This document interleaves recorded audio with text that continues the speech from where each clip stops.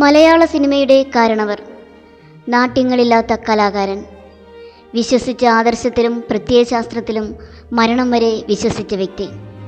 27-ാം വയസ്സിൽ 50-കാരനായ അതുല്യ നടൻ സത്യൻ്റെ അച്ഛനായി തുടക്കം.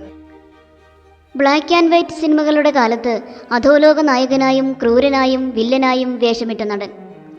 പ്രായത്തിൽ കവിഞ്ഞ പക്വതയുള്ളതുകൊണ്ടായിരിക്കണം നസീർ, വിജയശ്രീ, ജയഭാരതി തുടങ്ങി ഒട്ടനവധി താരങ്ങളുടെ അച്ഛനായും അമ്മാവനായും വേഷമിട്ടു. 1980-കളുടെ അവസാനത്തിലും 90-കളിലും തറവാട്ട് കാരണവരായും രാഷ്ട്രീയ നേതാവായും വക്കീലായും മരുമക്കൾക്ക് പാരവയ്ക്കുന്ന അമ്മാവനായും അങ്ങനെ ഏത് വേഷം ചെയ്താലും ജീവിതത്തിൽ നമുക്കടുത്തറിയാവുന്ന ഏതോ ഒരാളെന്ന അനുഭവം ഉണർത്താൻ ആ നടന് കഴിഞ്ഞു. നാടകവേദികളിൽ രാഗി മിനുക്കിയ ആ അഭിനയ മികവിന് പരിപരുത്ത ശബ്ദവും രസകരമായ ചിരിയും മിഴിവേകി.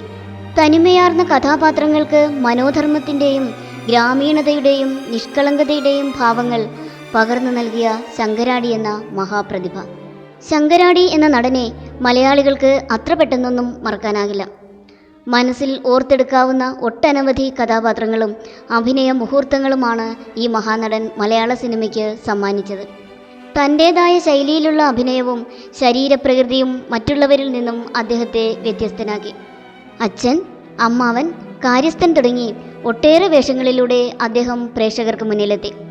KPAC നാടക സംഘത്തിൽ സജീവമായിരുന്ന ശങ്കരാടി കടലമ്മ എന്ന ചിത്രത്തിലൂടെയാണ് സിനിമാ ലോകത്തേക്ക് കടന്നു വന്നത്. പ്രശസ്ത സിനിമാ നിർമ്മാതാവും സംവിധായകനുമായിരുന്ന കുഞ്ചാക്കോയായിരുന്നു ചിത്രത്തിൻ്റെ സംവിധായകൻ. പിന്നീട് ഇരുട്ടിൻ്റെ ആത്മാവ്, അസുരവിത്ത് തുടങ്ങിയ ചിത്രങ്ങളിലൂടെ മലയാളികളുടെ മനസ്സിൽ ഇടം പിടിച്ച ശങ്കരാടി 1960 മുതൽ 80 വരെയുള്ള കാലഘട്ടങ്ങളിലെ ഒട്ടുമിക്ക സിനിമകളിലെയും നിറസാന്നിധ്യമായിരുന്നു.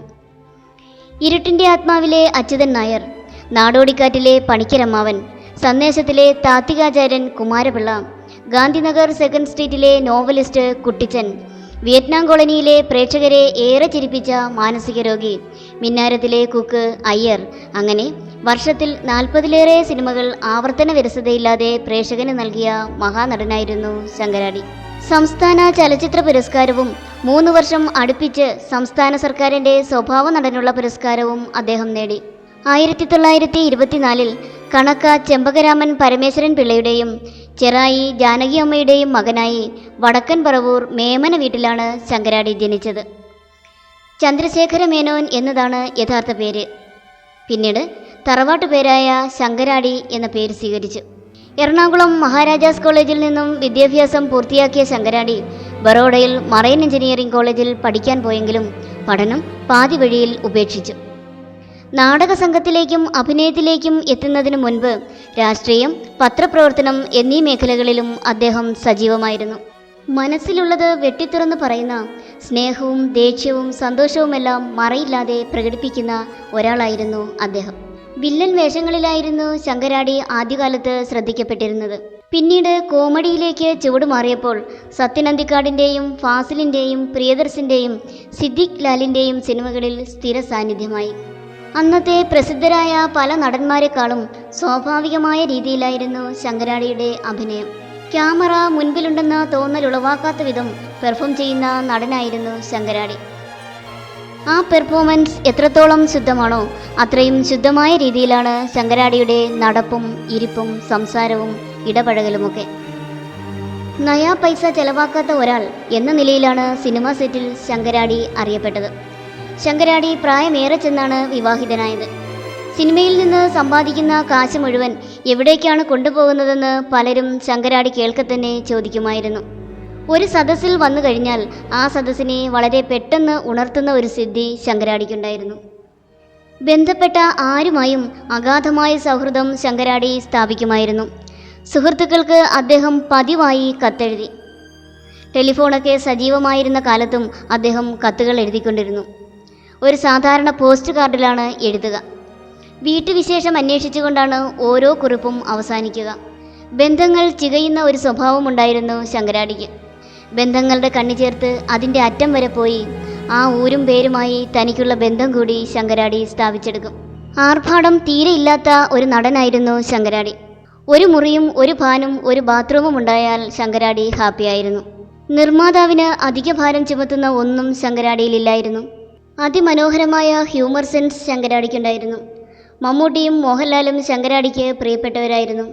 മോഹൻലാൽ ശങ്കരാടിക്ക് ഒരു കളിക്കുട്ടിയെപ്പോലെയായിരുന്നു. മോഹൻലാൽ സ്റ്റാറായി കയറിക്കൊണ്ടിരുന്ന ഒരു ഘട്ടത്തിൽ ലാൽ ശങ്കരാടിയോട് ചോദിച്ചു, എന്നെയാണോ മമ്മൂക്കയാണോ ചേട്ടന് കൂടുതലിഷ്ടം? ശങ്കരാടി ഇരിക്കുമ്പോൾ പിറകെ വന്ന് തോളിൽ കൈയിട്ടുകൊണ്ടാണ് മോഹൻലാലിൻ്റെ ചോദ്യം. ശങ്കരാടി ആദ്യമൊന്നും ഇതിന് മറുപടി പറഞ്ഞില്ല. കുറേ ദിവസങ്ങൾ ചോദ്യം ആവർത്തിച്ചപ്പോൾ ശങ്കരാടി പറഞ്ഞു, എനിക്കിഷ്ടം മമ്മൂട്ടിയെയാണ്. എന്തുകൊണ്ടാണ് ചേട്ടൻ എന്നേക്കാൾ മമ്മൂക്കയെ ഇഷ്ടപ്പെടുന്നത്? അത് മമ്മൂട്ടി ദേഷ്യം വന്നാൽ അത് പുറത്തു കാണിക്കും, അത് തുറന്നു പറയുകയും ചെയ്യും. നിനക്ക് ദേഷ്യം വന്നാൽ നീ അത് പുറത്തു കാണിക്കില്ല, നീ അത് എങ്ങനെയെങ്കിലും അഡ്ജസ്റ്റ് ചെയ്യും, പിന്നെ കോംപ്രമൈസ് ചെയ്യും. ഇതുകൊണ്ടൊക്കെ എനിക്ക് മമ്മൂട്ടിയെയാണ് ഇഷ്ടം. മോഹൻലാലിനെ ഒന്ന് ചൊടിപ്പിക്കാനാണ് ശങ്കരാടി അങ്ങനെ പറഞ്ഞത്. എങ്കിലും അതിൽ ലാലിൻ്റെയും മമ്മൂട്ടിയുടെയും സ്വഭാവത്തെക്കുറിച്ചുള്ള സൂക്ഷ്മ നിരീക്ഷണമുണ്ടായിരുന്നു. 2001 ഒക്ടോബർ 8 ഏകദേശം രാത്രി 10 മണിയോടെ ചെറായിയിലെ ശങ്കരാടി തറവാട്ടിലായിരുന്നു അന്ത്യം. 3 മാസത്തോളമായി ശ്വാസകോശാർബുദബാധിതനായി അദ്ദേഹം കിടപ്പിലായിരുന്നു. പിറ്റേന്ന് വീട്ടുവളപ്പിൽ പൂർണ്ണ ഔദ്യോഗിക ബഹുമതികളോടെ സംസ്കരിച്ചു. ഫാസിൽ സംവിധാനം ചെയ്ത ഹരികൃഷ്ണൻസ് ആയിരുന്നു അദ്ദേഹത്തിൻ്റെ അവസാന ചിത്രം. കൊച്ചു കൊച്ചു നർമ്മങ്ങൾ സ്നേഹിക്കുന്നവരുടെ ഉള്ളിൽ നിക്ഷേപിച്ച് ശങ്കരാടി മൺമറഞ്ഞപ്പോൾ മണ്ണിൽ കാലുറപ്പിച്ച് നടന്ന ഒരാളെയാണ് സിനിമയ്ക്ക് നഷ്ടമായത്.